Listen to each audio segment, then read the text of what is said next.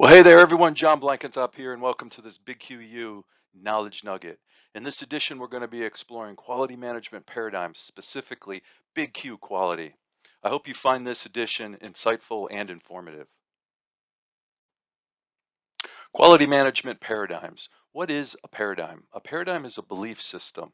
Why is it important for us to learn about a quality belief system? Well, a quality belief system is at the core of our quality culture. And our quality culture, along with our mission, vision, and values, establish our organizational identity. So it's very important that we understand our quality belief system.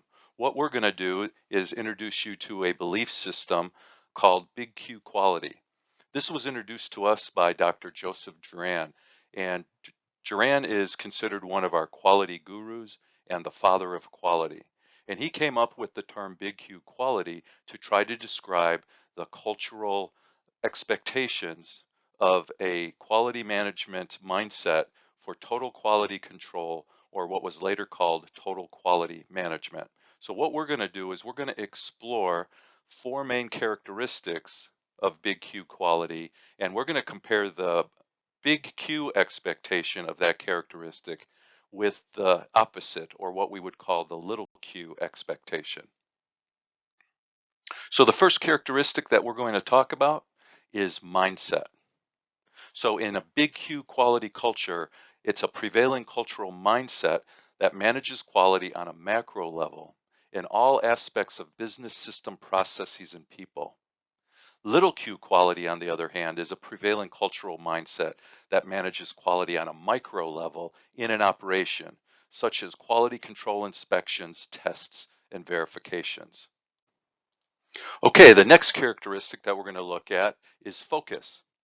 So in Big Q quality, what is the focus?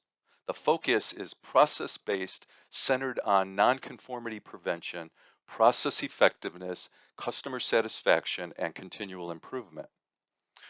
On the other side, little q quality is focusing on end product conformity results.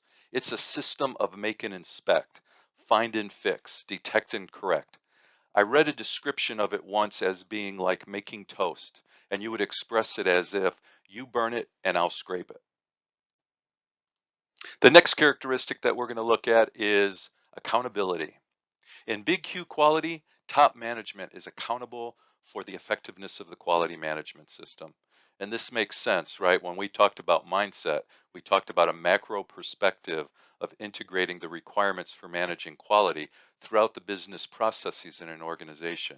Well, those business processes are owned by top management. Therefore, top management has the accountability for the effectiveness of managing quality through those processes.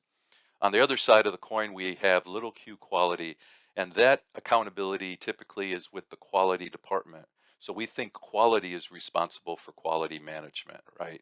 An example of that would be if an organization has a quality escape that makes it to a customer, top management's response would be, why did quality let that get out the door? Or what's quality going to do to fix that?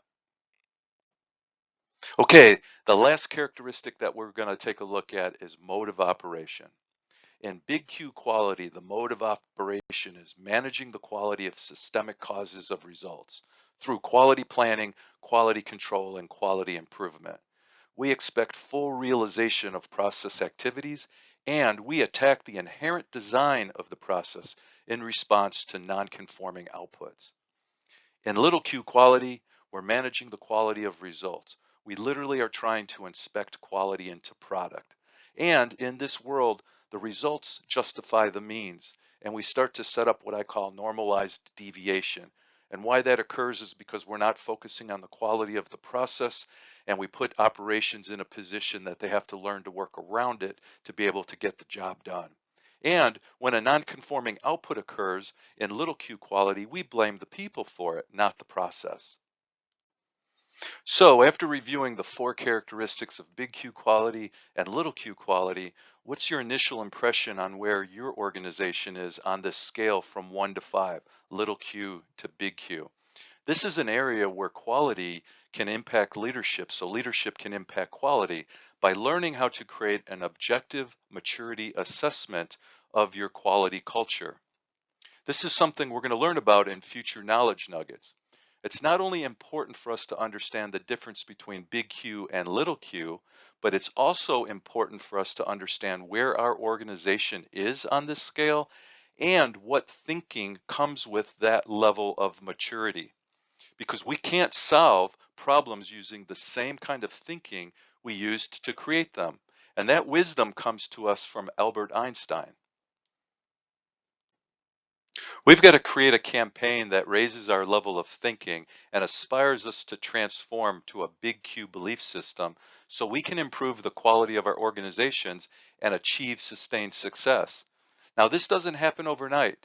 Big Q quality level number 5 is going to be our directional North Star.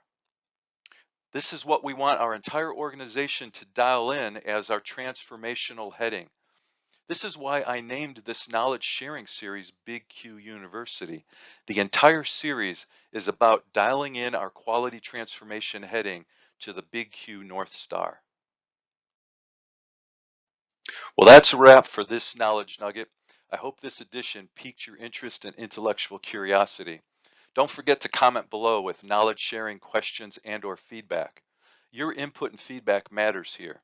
Also, if you haven't already, follow me and subscribe to this LinkedIn newsletter. I hope you will join me again for the next Big Q University Knowledge Nugget edition, where we will explore the meaning of quality and how it applies to a Big Q quality culture. Until then, remember, every day is a great day to make things better. See you next time.